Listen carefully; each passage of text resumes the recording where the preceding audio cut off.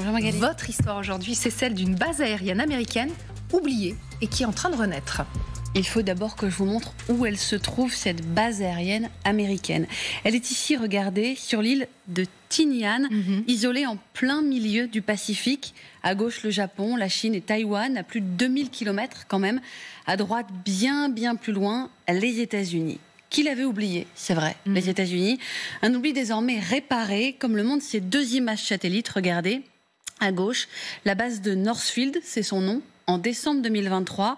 À droite, en janvier dernier. Entre-temps, les pistes ont été nettoyées, on le voit, ainsi que les voies de circulation et tout ce qui était envahi par la végétation, la jungle même, dit-on, sur cette île.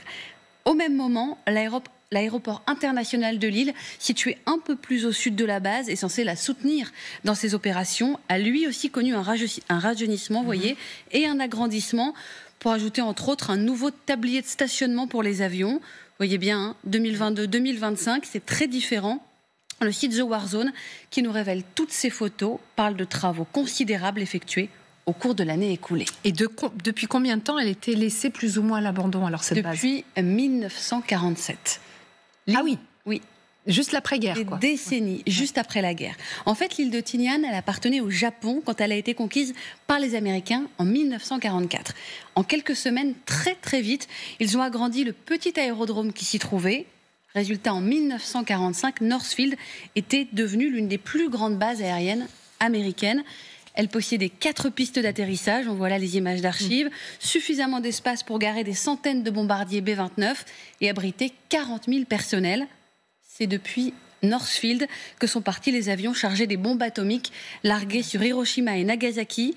Sur cette photographie que j'ai récupérée, prise le 6 août 1945, vous distinguez le B-29 Enola Gay, qui vient tout juste de se poser sur la base après avoir largué la première bombe. Image donc dramatique finalement. Et après, cette base, elle est restée inutilisée ? Elle a subi de petits travaux dans les années 2000 puis 2010 pour se permettre quelques entraînements en fait. Mais c'est en 2020 qu'ont été actés les travaux d'importance que je viens de vous décrire. Et les Américains ont donné quelques informations au mois d'avril dernier, après une visite du chantier effectuée par le chef d'état-major de l'armée de l'air, le général David Alvin. On la voit ici, la visite de chantier. Je vais le citer. « Nos aviateurs à Tinian élargissent avec succès nos options pour améliorer la dissuasion, augmenter la flexibilité et, si nécessaire, générer rapidement une puissance de combat. Quand même, ils sont les pionniers de l'avancement de notre schéma de manœuvre dans l'Indo-Pacifique. » Combat. L'Indo-Pacifique, combat. Donc c'est évidemment ça en fait, c'est se renforcer face à la Chine, l'objectif. Ça y ressemble. Ça y ressemble, ouais. Très fort. Selon les informations du site The War Zone, la décision de réhabiliter la base de Tinian a été prise notamment pour prévenir le cas où une autre base américaine, celle d'Anderson, située sur l'île voisine de Guam, serait mise hors service. Autrement dit, les Américains planifient. Northfield est l'un des nombreux aérodromes en préparation dans le Pacifique occidental pour les avions de combat qui pourraient y opérer en cas de guerre avec la Chine. Peut-on lire dans The War Zone. La guerre avec la Chine, le mot est lancé. Merci beaucoup Laura. Et Gaëtan Powys est avec nous pour prolonger donc votre histoire. Journaliste défense pour Air et Cosmos. Bonjour. Est-ce que Gaëtan, alors finalement cette base, elle est connue historiquement, extrêmement connue parce qu'elle a évidemment une histoire dramatique. Est-ce que vous saviez qu'elle était en train d'être réactivée ?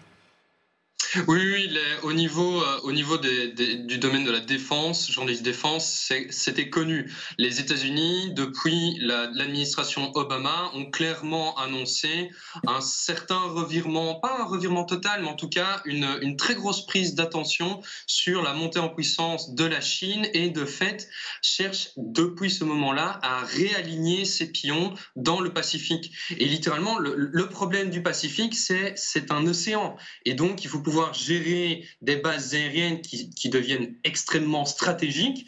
Mais le problème, c'est que ces bases aériennes, il y en a quelques-unes. Et de fait, d'un point de vue économique, c'est très utile pour pouvoir mettre tous les avions. Mais en cas de guerre, il faut pouvoir immédiatement évacuer, disperser tous les avions. Les États-Unis ont un concept, c'est le concept ACE, Agile Combat Employment. Et concrètement, ce concept vise littéralement à déployer la totalité des avions de ces bases aériennes sur d'autres bases aériennes, des bases aériennes secondaires. Et c'est pour ça que l'île de Guam, par exemple, il y a une piste qui datait de la Seconde Guerre mondiale qui a aussi été totalement réadaptée. La base de Northfield fait également partie de ces pistes. Westfield, comme vous l'avez montré également, fait aussi partie des installations améliorées. Là, on n'est pas seulement sur simplement dégager la piste de la jungle. Là, il y a vraiment des installations supplémentaires qui sont attendues. Et donc vraiment, l'idée, c'est pour les États-Unis, en cas de guerre, de disposer de plus de bases, de bases importantes, puisque en dehors du fait de redéployer des unités, des appareils qui seraient déployés dans la zone, c'est aussi une base extrêmement importante, puisque en cas de guerre, il faut que les avions qui sont aux États-Unis, donc sur le continent américain,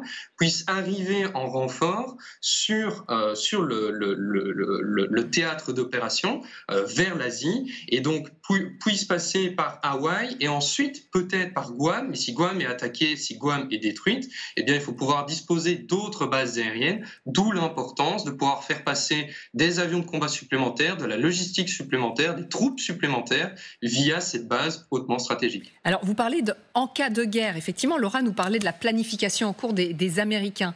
Ça veut dire qu'ils sont en train de se préparer activement une guerre contre la Chine, puisqu'on parle de la zone Pacifique, une guerre contre la Chine est crédible aujourd'hui ? Mais disons que je vais citer un proverbe latin très connu: qui veut la paix prépare la guerre. Quand vous avez une Chine qui n'arrête pas d'augmenter sa puissance militaire, je parle matériellement, qui annonce, on a vu des photos il n'y a pas longtemps de bases de débarquement qui pourraient être utilisées sur Taïwan avec une montée en puissance. Le Japon par exemple, est en train de réacquérir des porte-avions, ce qui n'avait jamais été vu depuis la fin de la Seconde Guerre mondiale. Donc vraiment, il y a une instabilité qui est causée par la Chine, éventuellement la Corée du Nord, mais c'est surtout par la Chine, dans la région. Et de fait, oui, il faut que les États-Unis puissent se préparer à répondre dans ce cadre-là, à pouvoir contrer la Chine. Et c'est d'ailleurs pour cela qu'il y a littéralement les détroits aujourd'hui dans la région Asie-Pacifique sont devenus des points hautement stratégiques, puisque si vous contrôlez les détroits, vous pouvez asphyxier économiquement la Chine, d'où le fait que la Chine cherche aussi à augmenter sa marine avec de nombreux porte-avions aussi de sa part. Et l'instabilité dont vous parlez, là, causée par la Chine, c'est quoi concrètement ? Eh bien, concrètement, c'est violer des espaces aériens, violer des espaces maritimes, s'accaparer des terres, notamment en mer de Chine. Littéralement, il n'y a rien. Hein. Vous baladez en mer de Chine, le lendemain, vous repassez et vous avez un navire chinois qui est en train de transporter du sable, et puis un militaire chinois qui est en train de placer un drapeau chinois et qui dit « Ok, maintenant, ceci, c'est une île, ça appartient à la Chine, et tout ce qui est autour, c'est les eaux internationales, c'était les eaux internationales, ce sont désormais les eaux nationales chinoises. Tout ce qui est dans le sol, ça nous appartient. Tout ce qui survole, c'est interdit de survol parce que c'est l'espace aérien chinois. Et ça, c'est du jour au lendemain. Et il faut pouvoir se préparer à contrer ce qui se passe dans cette zone. Et c'est pour ça qu'il y a de nombreux navires qui naviguent dans les eaux nationales chinoises, je le mets bien entre guillemets, pour clairement montrer que les pays ne sont pas intimidés par ces menaces. Mais le problème, c'est qu'on commence avec les menaces, et il y a toujours le risque d'une guerre. Et si c'est la guerre, qu'est-ce qu'on fait ? D'où le fait d'agrandir les bases aériennes qui sont disponibles, d'agrandir le nombre de bases aériennes disponibles dans la région. Et alors justement, Magali, est-ce que à travers le programme là, des États-Unis, là, on le voit dans cette zone Indo-Pacifique, est-ce qu'on ne voit pas que la priorité des Américains, c'est pas du tout l'Ukraine, c'est la Chine ? Oui, bien sûr, et manifestement depuis longtemps, parce que je retiens aussi les dates que nous a donné Laura de cette visite de chantier. Hein. On est encore sous Biden, et il est certain que quand on voit ces travaux et cette conviction qu'il y a vraiment aux États-Unis qu'en effet c'est le défi de demain, en effet on comprend que Trump, c'est-à-dire Trump fait passer l'Ukraine par perte des profits, mais parce qu'en fait ce n'est pas son sujet. Son sujet, c'est cette menace, et c'est le fait que la Chine fait tout pour éloigner maintenant les Américains de ces côtes du Pacifique, et ne veut plus de cette présence américaine en face de ces côtes. Merci beaucoup, merci Gaëtan Powys d'avoir été en direct avec nous. Merci Laura, l'histoire du club, tous les jours à 16h30. Restez avec nous, c'est le